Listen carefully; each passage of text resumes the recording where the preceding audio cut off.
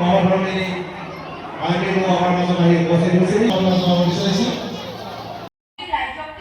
পৰিয়ালৰ এটা অংশ বুলি ভাবে, সেয়েহে তেওঁ যেতিয়াই শুনে যে কাৰোবাৰ ঘৰৰ কোনোবা হস্পিটেলত আছে, সেয়া নগাঁৱতে হওক, মৰিগাঁৱতে হওক, গুৱাহাটীতে হওক, যি হস্পিটেলতে নাথাকক, এজন মানুহে বিচাৰি কিবা এটা পইচা দি মাত এষাৰ লগাবলৈ চলে। খোজে নে নাই বাৰু? আপোনালোকে যায়নে?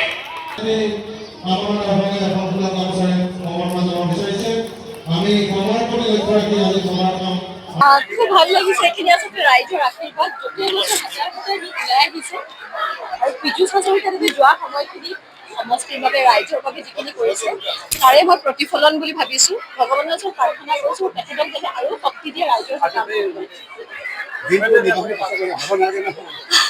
ভাগৰ মানে এটা কথা এইটো আচলতে ভগৱানে চাগে লগত শক্তি দিয়ে আৰু মানুহসকলৰ যিখিনি উৎসাহ, ৰাইজৰ যি উৎসাহ, এইখিনি উৎসাহতে ক'ৰবাত শক্তি পোৱা যায়।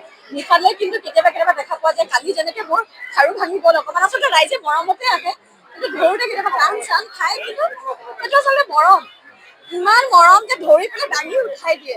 আৰু এই মৰমখিনি আচলতে পোৱাটো ইমান সহজ কথাও কিন্তু নহয়। সেই ভাবি মই নিজকে খুব সৌভাগ্যৱান বুলি ভাবোঁ।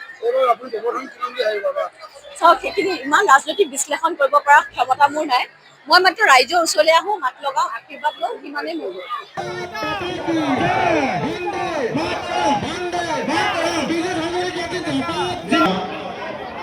আমাৰ মন্ত্ৰী মহোদয়ৰ সহধৰ্মিনী আইনীও আমাৰ মাজত আহি উপস্থিত হৈছিল।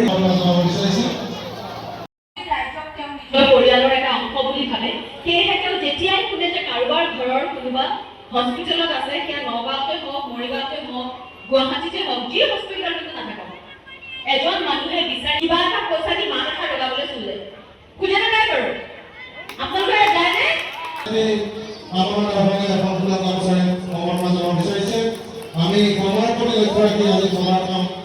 খুব ভাল লাগিছে। এইখিনি আচলতে ৰাইজৰ আশীৰ্বাদ ওলাই আহিছে আৰু পীযুষ হাজৰিকাদেৱে যোৱা সময়খিনি সমষ্টিৰ বাবে ৰাইজৰ বাবে যিখিনি কৰিছে তাৰে মই প্ৰতিফলন বুলি ভাবিছো। ভগৱানৰ ওচৰত প্ৰাৰ্থনা কৰিছো তেখেতক যাতে আৰু শক্তি দিয়ে ৰাইজৰ ভাগৰ মানে এটা কথা এইটো আচলতে ভগৱানে চাগে লগত শক্তি দিয়ে আৰু মানুহসকলৰ যিখিনি উৎসাহ, ৰাইজৰ যি উৎসাহ, এইখিনি উৎসাহতে ক'ৰবাত শক্তি পোৱা যায়। নিশালে কিন্তু কেতিয়াবা দেখা পোৱা যায়, কালি যেনেকে মোৰ খাৰু ভাঙি গ'ল অকণমান, আচলতে ৰাইজে মৰমতে আহে, কিন্তু ধৰোতে কেতিয়াবা টান চান খাই, কিন্তু সেইটো আচলতে মৰম, ইমান মৰম যে ধৰি পেলাই দাঙি উঠাই দিয়ে।